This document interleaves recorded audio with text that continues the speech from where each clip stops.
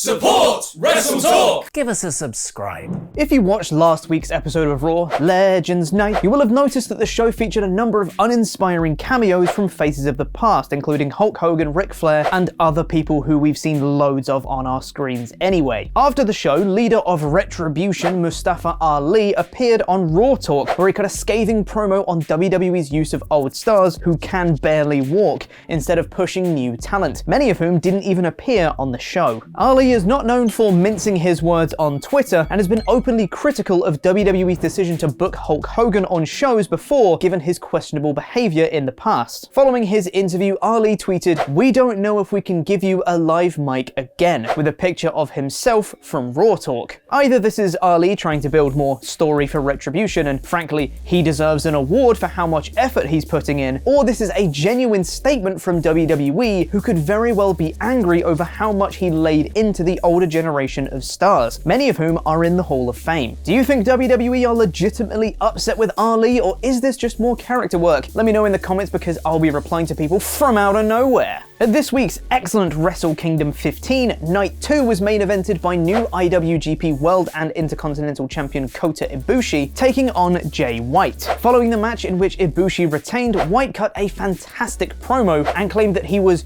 done with the company, and on the following day's New Year's Dash show, he was pinned by Tomohiro Ishii. Most assumed that this was simply the next episode of his heel gimmick, but it seems his words may have been more than just a heel promo. According to both Voices of Wrestling and WrestleVotes, there is definite interest in White from WWE, with the former claiming there is a 50-50 chance of the former IWGP Heavyweight Champion signing for WWE. Following up from that report, WrestleVotes tweeted, "Lots of Jay White WWE rumors swirling, and I can say with certainty that a few of the boys have went out of their way to speak highly of him, and that resonates with some more than others. It's game time." The "it's game time" line would suggest that if White were to join WWE, it would be as part of NXT. White is a fantastic character and wrestler, and would definitely flourish on Wednesday nights if he chooses to sign. From future WWE stars to former WWE stars now, and it's good news for former WWE star Brian Myers, aka Kurt Hawkins, who announced on Twitter last night that he has signed for Impact Wrestling. Myers, who was famous in WWE for his losing streak, tweeted a picture of his contract and thanked Impact chairman Ed Nordholm for the best decision of his life. And in more good news, everyone at WrestleTalk would like to congratulate Matt and Rebby Hardy, who are expecting their 4th child. Happiness, babies! And now it's time for a review of last night's episode of SmackDown in about 5 minutes.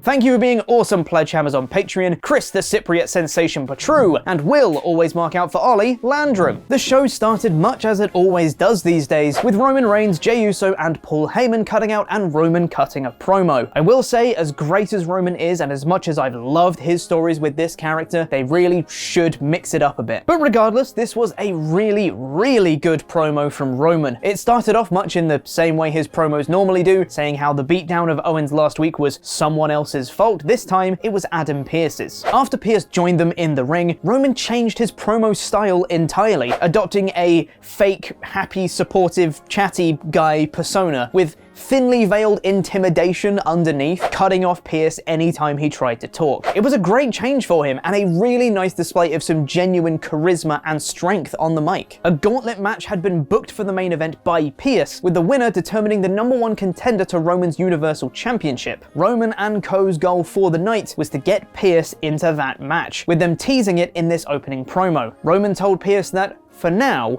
he's safe. Following that was the Intercontinental Championship match between Big E and Apollo Crews, which was really fun. After a quick few moves back and forth, Crews hit a superplex onto Big E, resulting in a double pin spot where both guys' shoulders were on the mat. I initially rolled my eyes, thinking the 2-minute match with the dodgy finish is all we were going to get, but no.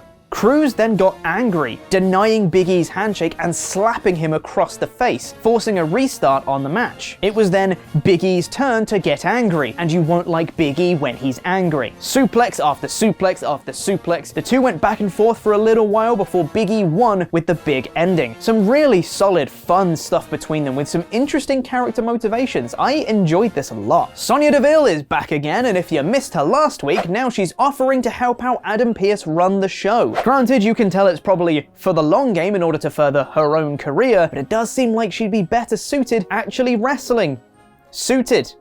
Because she wears a suit. They teased Pierce wrestling again here, with DeVille stating it was a no-brainer that Pierce put himself into the match. Bianca Belair and Bayley both declare themselves for the Royal Rumble because they have to, they don't have enough women, and then we had the Tag Team Championship match between the Street Profits and the Dirty Dogs, Dolph Ziggler and Robert Roode. The story of this match was Montez Ford's knee that Roode and Ziggler attacked last week that continually bugged him throughout the match, aggravating it more when he did a dive to the outside. After systematically taking it down again and again and again, hitting big move after big move, with Ford kicking out of most of them, Roode and Ziggler eventually hit the spinebuster zigzag combo to become the new champions. Now look, I'm no Dirty Dogs stan or anything, but I am glad that the Profits are finally not champions for a while. They've been either SmackDown or Raw Tag Champions since March last year, and have been having the same repetitive feuds for ages. At least this offers some modicum of change for now,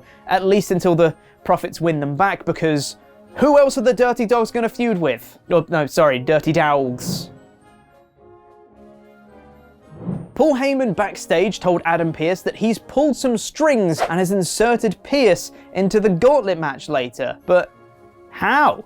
How did he do that? Couldn't Pearce just take himself out? Is that not a thing? Sure, let's roll with it. This was a very well delivered promo though, playing off both the men's history in the business. The Riot Squad and Billie Kay continue their comedy backstage, and I know I say this pretty much every time, but Billie is genuinely hilarious, with some nice comedic chops here from Riot herself here too. They unintentionally let Billie join them. I'm sure it'll be funny. And then finally it was time for the main event gauntlet match, which started with Rey Mysterio versus Sami Zayn. What a matchup! This could be a classic. So of course, Sami cut a long promo about his conspiracy theory and got immediately 619 and pinned. Nice. So, they've clearly positioned Rey Mysterio as the babyface underdog who's going to be going the distance in the gauntlet. Cool. On board. Shinsuke Nakamura was next, and after some nice back and forth between the two, Shinsuke managed to tap out Rey with an armbar. Oh. Okay. I guess Mysterio isn't the babyface underdog. King Corbin came out next, and after a fine match between he and Shinsuke, Nakamura nails a Kinshasa and pins Corbin. Guys, Shinsuke's the babyface underdog, despite being a heel. And then Daniel Bryan's music hit, and I figured this would be our winner. I wanted this to go on forever. They really put Shinsuke over in this match, with the Yes Lock not managing to tap him out, and some really clever submission transitions and counters. But Daniel Bryan managed to get fired up, hit some drop kicks in the corner, and then Shinsuke hit a Kinshasa from out of nowhere and pinned Bryan. What? What the f is going on? Bryan shakes his hand afterwards, and Shinsuke accepts. Shinsuke face turn confirmed? But there was still one more person in the match. Accompanied by Roman, Jay, and Heyman, Adam Pearce reluctantly came out to the ring. But before he could start, Jay and Roman beat down Shinsuke, then nailed a super kick on Pearce, dragging Pearce's body onto Shinsuke for the win. So it's Adam Pearce versus Roman Reigns at the Royal Rumble. Now I know some people may not be into this at all, but I kind of am. The challenger for the title at the Royal Rumble generally doesn't matter, and this is a really solid placeholder feud to get over how much influence Roman has over the show as a whole. I, for one,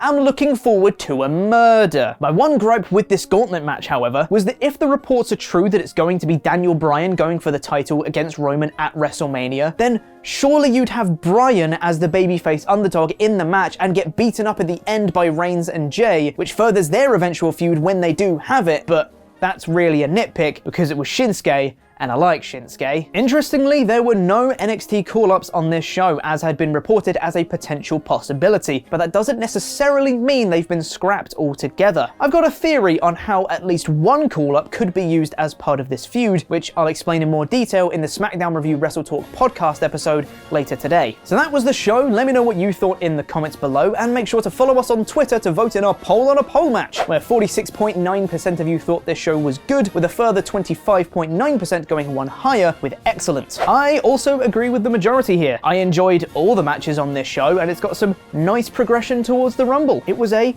good show. There are some new call-ups coming to the main roster. Find out who by pressing the video to the right, and press the video below that to check out the latest episode of Board Game Club, where the gang plays Snake Oil, the adult version. Make sure to subscribe here for daily wrestling news videos and reviews. I've been Corporate Chopper, Jam that jam.